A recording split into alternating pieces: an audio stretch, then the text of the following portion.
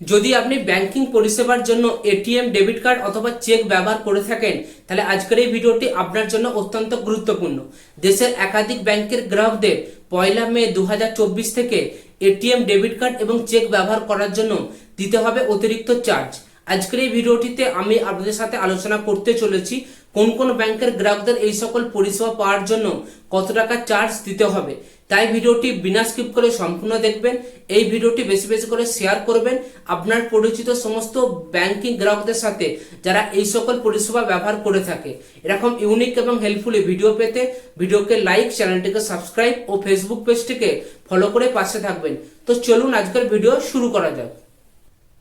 HDFC ব্যাংকের পক্ষ থেকে 2020 সালের মে মাসে একটি স্পেশাল এফডি স্কিম চালু করা হয়েছিল সমস্ত প্রবীণ গ্রাহকদের জন্য, এবং এই এফডি স্কিমটি আগামী 10 মে 2024 তারিখ পর্যন্ত চালু থাকবে। যদি আপনি ইয়েস ব্যাংকের একজন গ্রাহক হয়ে থাকেন এবং ইয়েস ব্যাংকের ডেবিট কার্ড ব্যবহার করে থাকেন, তাহলে আপনাকে এক্সপ্লোর ডেবিট কার্ডের জন্য একটি বছরে 599 টাকা, এঙ্গেজ ডেবিট কার্ডের জন্য একটি বছরে 399 টাকা, এলিমেন্ট ডেবিট কার্ডের জন্য একটি বছরে 299 টাকা পে করতে হবে। তবে শুধুমাত্র রুপি ডেবিট কার্ডের জন্য একটি বছরে আপনাকে মাত্র 149 টাকা পে করতে হবে। যদি আপনার আইসিআইসি ব্যাংকে অ্যাকাউন্ট থাকে এবং আপনি যদি ডেবিট কার্ড ব্যবহার করে থাকেন, তাহলে আপনাকে একটি বছরে 200 টাকা পে করতে হবে, এবং শুধুমাত্র গ্রামীণ গ্রাহকদের জন্য একটি বছরে মাত্র 99 টাকা পে করতে হবে। এর পাশাপাশি যদি আপনি আইএমপিএস এর মাধ্যমে টাকা লেনদেন করেন, 1000 টাকা পর্যন্ত আপনাকে 2.5 টাকা চার্জ দিতে হবে। 1000 থেকে 25,000 টাকার জন্য আপনাকে 5 টাকা চার্জ দিতে হবে, এবং 25,000 টাকা থেকে 5 লক্ষ টাকা ট্রান্সফারের জন্য আপনাকে 15 টাকা চার্জ দিতে হবে।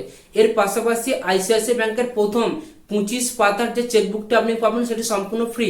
তবে এর পরবর্তী চেকের ফিসটার জন্য আপনাকে 4 টাকা হিসাবে পে করতে হবে। এছাড়াও আপনি যদি ডিডি বা পিওর করেন, সেখানে আপনাকে 100 টাকা চার্জ দিতে হবে, এবং আপনার সই অ্যাটাচমেন্টের জন্য 100 টাকা চার্জ দিতে হবে। এছাড়াও আপনি যদি অন্য ব্যাংকের এটিএম কার্ড ব্যবহার করে থাকেন, তাহলে আপনি একটি মাসে মাত্র 5টি ট্রানজ্যাকশন ফ্রি পাবেন। পরবর্তী ট্রানজ্যাকশনের জন্য আপনাকে 10 টাকা করে চার্জ দিতে হবে। এর পাশাপাশি আপনি যদি কোনো নন ফাইন্যান্সিয়াল কোনো কিছু ট্রান্সফার করেন, তার জন্য আপনাকে 10 টাকা চার্জ দিতে হবে। এছাড়াও যদি আর অন্য কোনো ব্যাংকের 1 মে থেকে কোনো গুরুত্বপূর্ণ আপডেট থাকে যা আমি এই ভিডিওটিতে আলোচনা করিনি, অবশ্যই ভিডিওর কমেন্টে জানাবেন।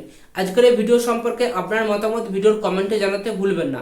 এই চ্যানেলে আপনারা পরবর্তী কোন বিষয়ের উপর ভিডিও দেখতে চান ভিডিওর কমেন্টে জানাবেন, আমি আপনাদের জন্য সেই ভিডিও আপনাদের এই চ্যানেলে নিয়ে আসবো। তো চলুন দেখা হচ্ছে পরবর্তী কোনো ইউনিক এবং হেল্পফুল ভিডিওতে।